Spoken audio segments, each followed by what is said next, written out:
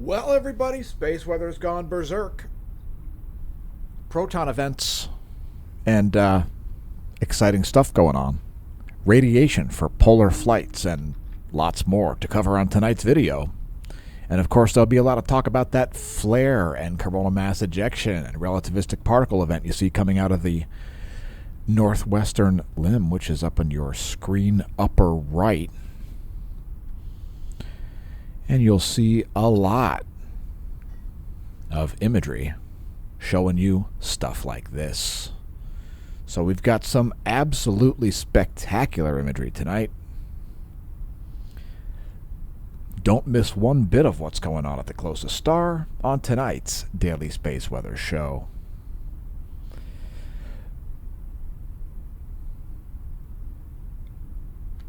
Shoo-wee! That's good. All right, let's switch to the HMI instrument here for a brief moment. There's what's going on with sunspots, and we do have some new sunspots rising here, but generally kind of a low sunspot number at the moment. A couple more active regions there forming on the Earth-facing portion of the disk, but pretty low levels of activity ultimately. There's the magnetogram from SDO as well. And yeah, a prime example of how you can see low sunspot number and major activity. So coronal hole high-speed stream was showing up yesterday on the video. I said, hey, everybody, there's a kind of a high likelihood of proton events because there's a coronal hole high-speed stream currently showing up. And yeah, so again, we'll get to that proton event here momentarily. Let's briefly take a look at what's going on Earth, as there seems to be some earthquake watch type stuff going on, but first we'll cover volcanoes here. Abiko, Subanose, Sejima, Ibu, Semeru, all erupting. This bizarre lava dome, check that out. There's a dome-shaped lava fountain there from one of the volcanoes on the list. I don't know which one, whatever. Popocatépetl also going off. Santiaguido, Fuego, and Poas. Poas? Nevado del Ruiz, Sangay, Revenador, Sabancaya. Erta Ale now erupting again. Oh, I missed Erta Ale when I did show prep. Erta Ale, yes. It's a pretty weird one. The volcano, the lava just kind of flows out of the ground at this one. And, yeah. Funky volcano there, Erta Ale. How about a little video? So some very watery lava there.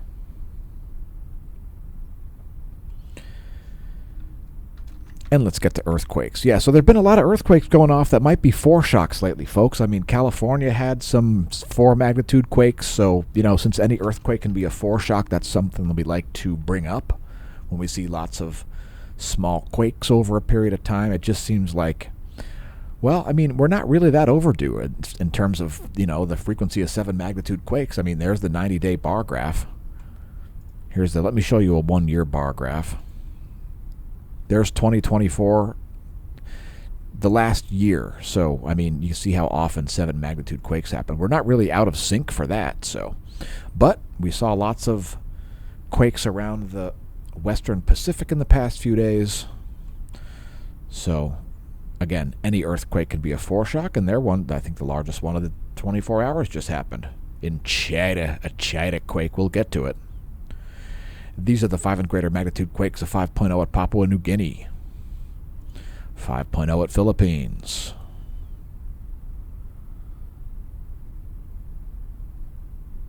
a long lull in 5 magnitude quakes, followed by a 5.7 in China. That quake was baited China. Okay. China quake. Once again near the Kyrgyzstan border. So that one, I believe, is actually an aftershock. Moving right along to get back to space.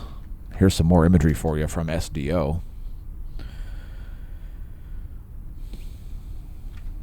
And, yeah, like I said, you're going to see a lot. You're going to see a lot of that northwestern limb. It'll be all over the space weather, quote, community, end quote. So some great imagery there. And of course, here's a little further zoomed out image. These are 24-hour videos from SDO. That's depicting 171 plus 304 angstroms. Ionized iron plus helium. Not half bad. And before we get to coronal holes, there's the equatorial zoom.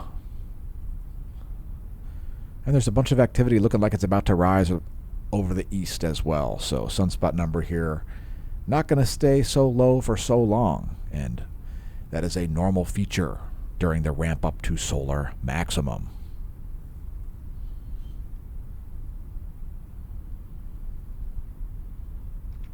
And before we get to things like coronal holes, let's take a look at some stats. 10.7 centimeter radial flux is at 140, I think it is. 140 for the radial flux.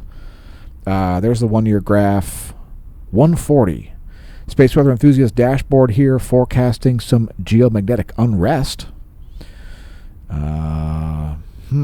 Interesting.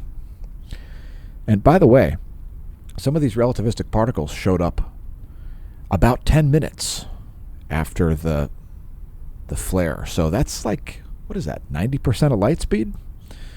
No back of the napkin math here. Those were fast particles. And we'll get to that proton spike here in a minute. We might even go a little more in depth into that on Friday's Daily Space Weather video, but yeah. So that's the forecast from NOAA, geomagnetic unrest tomorrow night. And we'll talk about whether CMEs are likely to strike Earth or not. But first, Earth's magnetic moment from space. So there you go, the past 4 hours of what's going on in the magnetosphere. And frankly, it's kind of a weak coronal hole high-speed stream. Not super exciting, but some little bit of a blip in space weather there for a while. That's the past 4 hours of Earth's magnetic moment from space. Here's Earth's magnetic moment from the ground.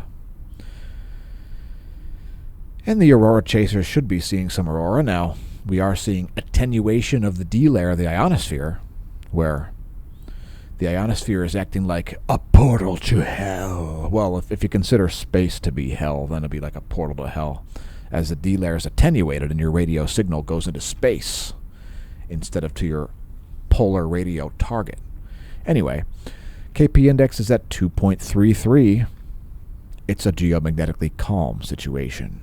And I'm a hothead during the whole thing. Yes, a hothead. You see? So, solar wind is thusly. That's the ACE. Let's skip forward to the Discover as there's some recent missing data. Looks like another pulse of coronal hole high-speed stream here as the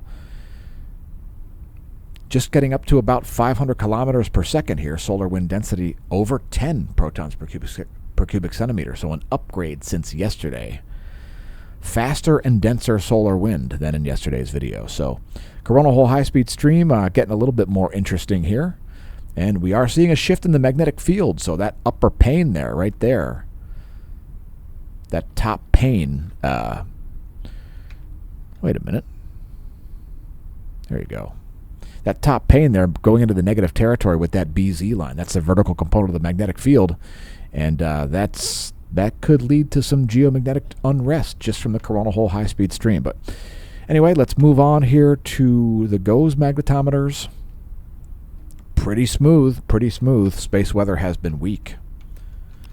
Next, we'll go to the top view ecliptic plane field plot to show the heliospheric magnetism.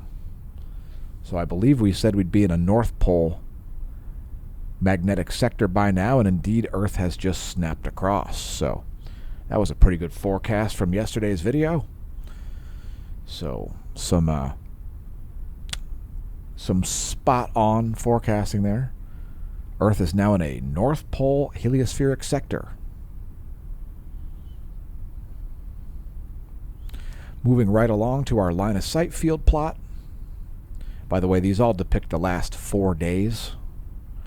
Here the photosphere, the solar B field in blue, polar fields in red and green for south and north, respectively.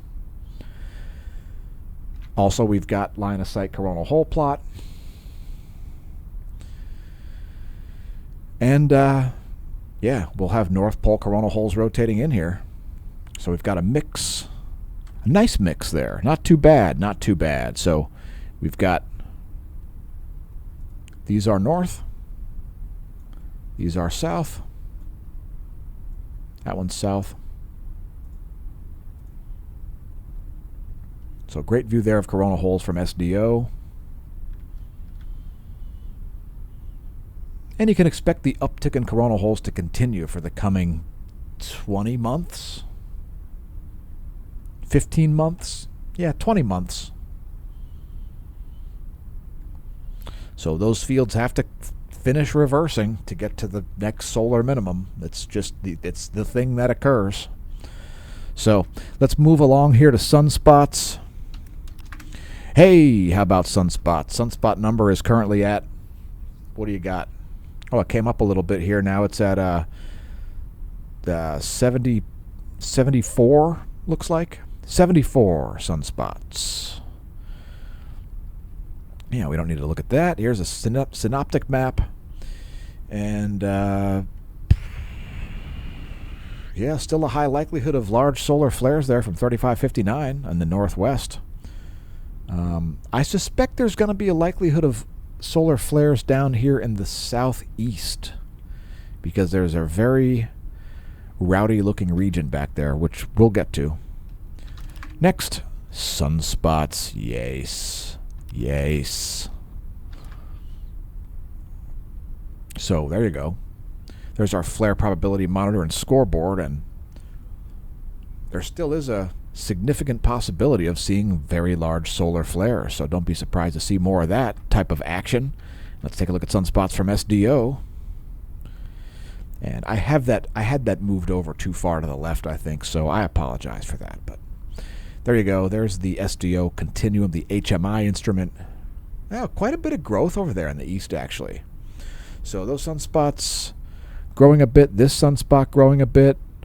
Also, these, some more groups forming here. So it looks like we're seeing another uptick happening here. So that's always nice, especially if you like space weather. And of course, you know, we've got a lot of possibilities going on right now for additional space weather with the current situation. Coronal hole high-speed stream continues and so forth. We've got the D layer of the Earth is attenuated. So that's when your signal goes into space. You know, your signal is supposed to go boing and refract off the ionosphere, but when there's too much radiation, the ionosphere gets attenuated, and you end up with this, radio blackouts. So it happens at the equator from solar flares, and from proton events, it happens at the poles. Now, of course, it is summertime in Antarctica, so the southern pole is more significantly affected than the northern. We do have some areas there that are a complete radio blackout for the North Polar region right now over northern Canada and so on. So some of it making it all the way down to central Canada, really. So significant radio blackouts there. And, you know, we had, I believe it was the first really significant high-energy particle event. So this was the first one of solar cycle 25 that I remember where the higher energy proton flux actually came up. And it was very fast. So I'm talking 10 minutes from the peak flux of the solar flare, we were already seeing a relativistic particle event. So check it out. The proton event began at about 450. You see that? That is when the first particles started to arrive. We had a spike in all three by, I mean, let's just say, let's say 5 o'clock, right? That's only 20 minutes after peak flux of the flare. Check it out. Peak flux was around 440.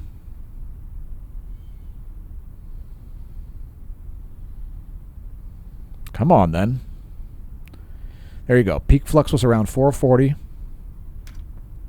Relativistic particles by 5 o'clock, by 450, really. And then getting into warning levels there as early as 6 o'clock. So that is pretty impressive. And we're going to perhaps get a little deeper into this on Friday's show, but that's what's happened. The likelihood for additional proton events is still there, and of course we did see some additional upticks in the greater than 10 mega electron volt. So, but as you can see, there was also an event for the greater than 50 greater than or equal to 50 and greater than or equal to 100 mega electron volts. So, significant proton event. I think that was the most significant one of the solar cycle so far. So, that flare was an M6.78. At 440 was peak flux. And here comes some abso-smurfly amazing images from SDO. So, these are the ones that perhaps you've been waiting for.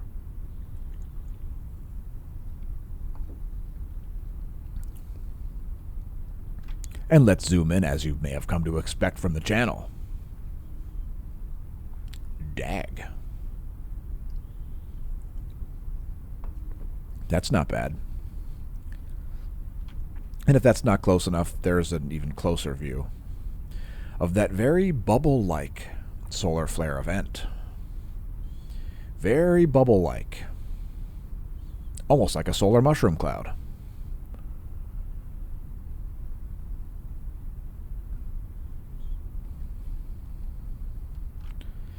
And there we zoom back out to the equatorial view to go to our star chart.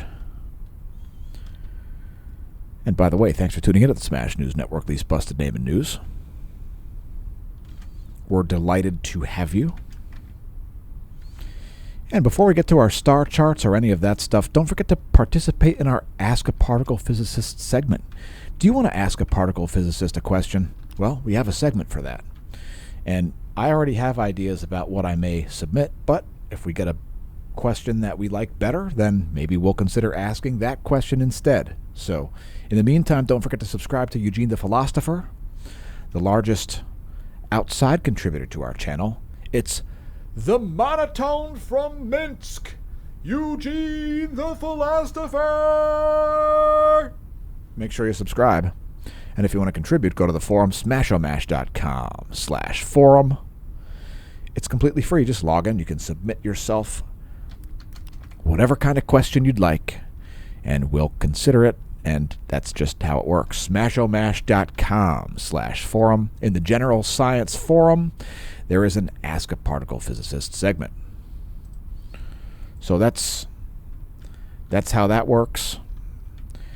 And here's a star chart.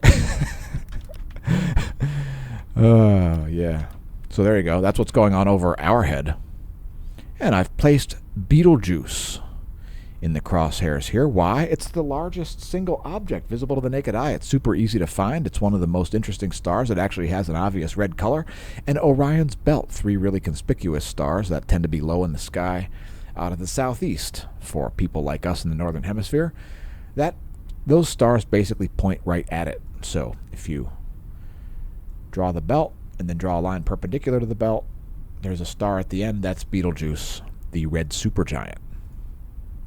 Somewhere around the size of Mars's orbit if its core was located where the sun's is. Next is our solar system forecast.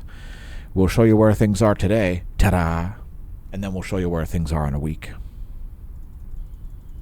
There's where things will be in a week. We'll have a crescent waning moon by the 5th of February. And next, let's get to our astronomy photo of the day by Craig Stocks. Shout out to Craig Stocks. I wonder if his middle name is N. Bonds. It's the Pleiades, folks, or the Pleiades if you prefer. And you're looking at different chemical spectra here. So there is a pressure coming out of that molecular nebula from the outputs of all of those stars. And that pressure is causing the gas to striate and sort of separate itself. And that's why you get those filamentary features. And of course, the lighter gas moves out more quickly. So that's why you have hydrogen on the outside and more oxygen on the inside, because oxygen is more massive. So that's what you're seeing there, is you're seeing this reflection nebula around the bright, rowdy blue supergiant stars, or at least blue giant stars. Hydrogen on the outside in pink, oxygen on the inside in blue. The astronomy photo of the day, and let's move on to CMEs, because I suspect coronal mass ejections might be a story, especially considering the relativistic particles. Now you're going to see a bunch of speckles on the coronagraph there. those are relativistic particles striking the aperture. Now keep in mind, they're not inside the Earth's magnetosphere like you are. And this does pose significant radiation danger for astronauts. So this is part of the reason why a lot of entities ought to be watching our videos. But okay, I mean, what can you say? So yeah. Now, are these earthly directed CMEs? Well, the answer is I don't think so. That's 79 frames from yesterday. Let's move this ahead and show the C2 and C3. Let's put them on the bigger screen. There we go. And so multiple events happening here. Are any of them directed toward the Earth? Well, I don't think they are, actually. So that's interesting. Now, keep in mind, you can have a relativistic particle event and not have an Earth-directed CME. That is a thing that happens on the regs. And I'm going to actually bring this back for once and actually rock through this for a minute, because check it out. So here's the really big CME. And I don't know, maybe that does have an earthly directed component, but I sort of doubt it. I think there are multiple events happening here at the same time. I don't think it's earthly directed, folks. So we'll have to wait and see what happens there. But I suspect that these are not earthly directed CMEs. So all you need is the magnetic channel for the protons to show up. And let's take a look at our custom coronagraphs here.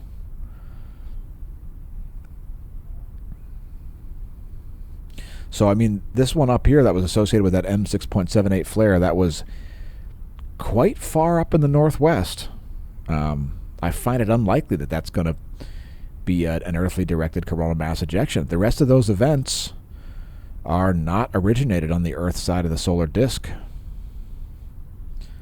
So these are 24-hour videos.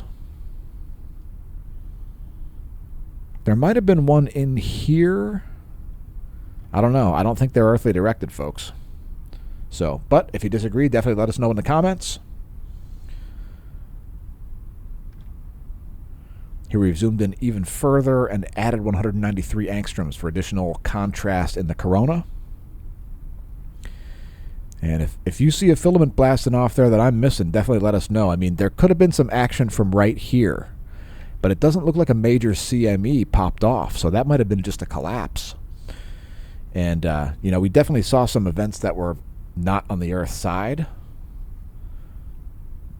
I don't think they're earthly directed. So that's just the luck of the draw, man. Sometimes a CME, sometimes a proton event shows up, and there's absolutely nothing that can be done about it. I mean, that flare showing up in that proton event only 10 minutes later, that was significant. That might be a record breaker, actually. So that's going to be something we're probably going to revisit on the channel. And let's get to filaments. So filaments, and yeah, filaments are pretty serious, of course, because they can lead to massive CMEs. So there's the gray view. Let's switch to the color view. I like it better. It shows more depth. And yeah, lots of large filaments yet. And those two big ones in the west, those are both named after our viewers. If you want to name filaments after living people, follow the hashtag NameThatFilament on Twitter, x.com/Smashomash. Share your auroral imagery if you've got that. Tell your friends and foes about the channel. Thanks to everyone who has. We'll close out Space Weather with bonus features. So, there are the past couple of hours, and it's pretty spectacular. You can see a bunch of stuff happening there behind that southeastern limb that I mentioned earlier.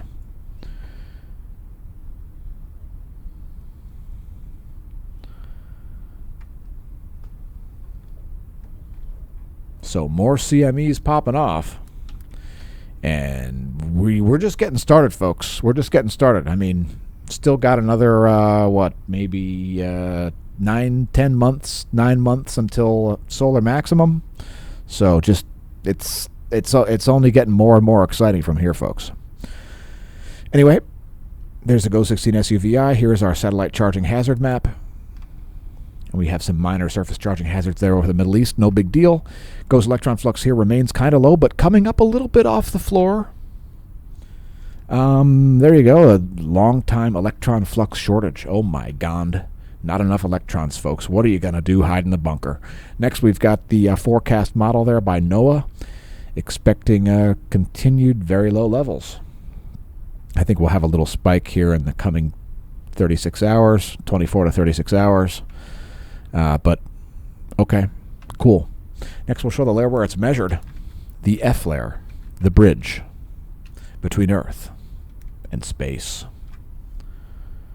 So anyway, this is the layer that gets attenuated by the radiation. So the radiation is causing this layer, instead of being like this, the D layer just opens up.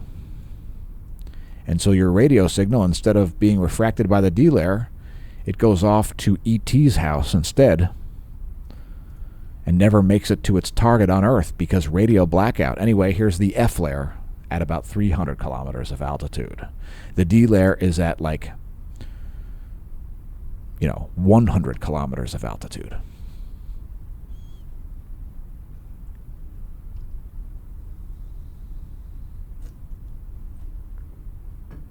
So there's that doggone F layer. And here's the anomalygram of the F layer.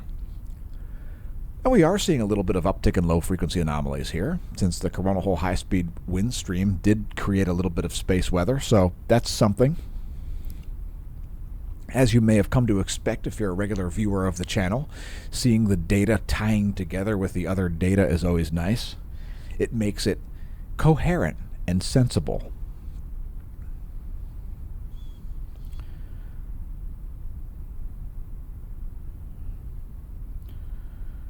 We'll also show the Global Ionosphere Nowcast, or WAM, the whole atmosphere model.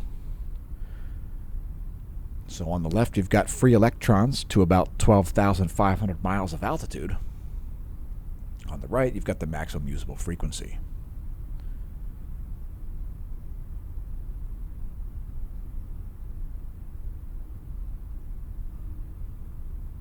The Global Ionosphere Nowcast. We close out space weather with high-res images of El Sol. Let's take a look at this new sunspot. There you go. New group forming ahead of it as well.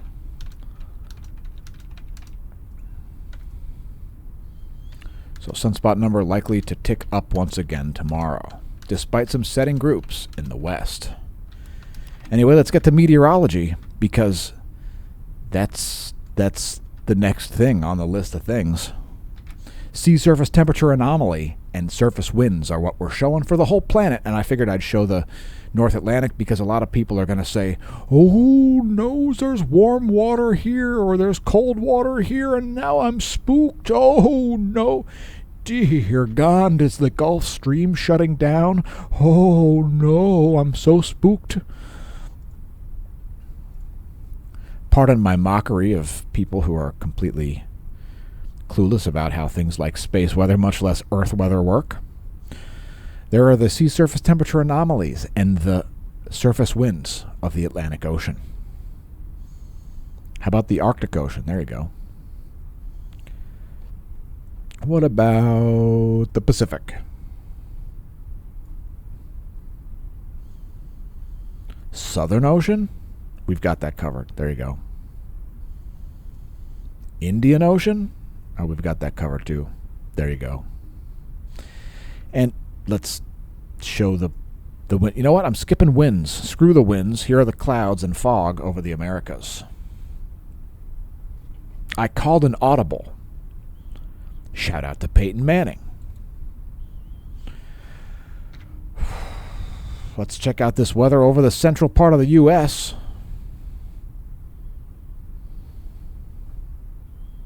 The central part? No, central part of the U.S. There we go. There are some places. And let's look at precipitation type. That's where it's raining and snowing and slushing and icing. Weather.gov is where to get your warnings. There are some warnings. Should I press refresh? Too late. It's already done.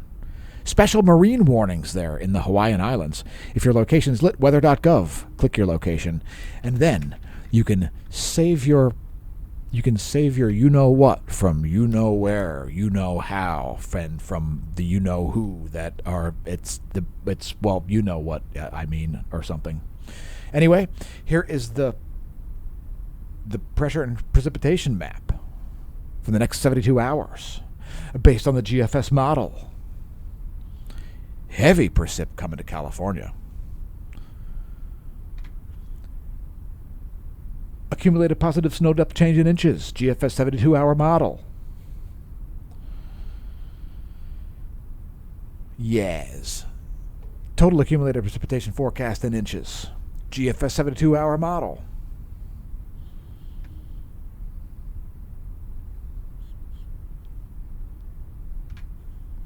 Temperature anomaly forecast in degrees Celsius for the same model and the same time period. Most of the country will be anomalously warm for days. So there you have it. Here you have lightning for the past about 10 hours. Pretty weak. And here is the current lightning map. And do we have some current strikes off the coast of Baja? On the coast of Baja? Right by Puerto St. Carlos? Yes. There's a thing at a place where a dude says things, and the things that he says are that lightning strikes in these places, and your soul is cast into the river Styx unless you press the like button, you fool. Anyway, we'll close out this video with Doppler radar. That's like a pirate song for you to press like. Or ye'll be keel-hauled, ye scurvy dogs. Ye putrid, scurvy dogs. Hey, where do we put those limes that we stole from the British? Here's clouds and fog over the lower 48. And there ye have your water vapor map. And remember, red sky in morning, sailors take warning. Red sky at night, we're going to get in a fight over bottles of rum. Here's your recap: Doppler radar, clouds and fog, and water vapor. I'm headed back to the hold, where I'm going to manacle more people to the wall. Anyway, see you soon. In the meantime, may that solar wind be at your scurvy dogs' backs. There's a place in the hold where we like to put their souls. There's a place in the hold where we kick you in the holes.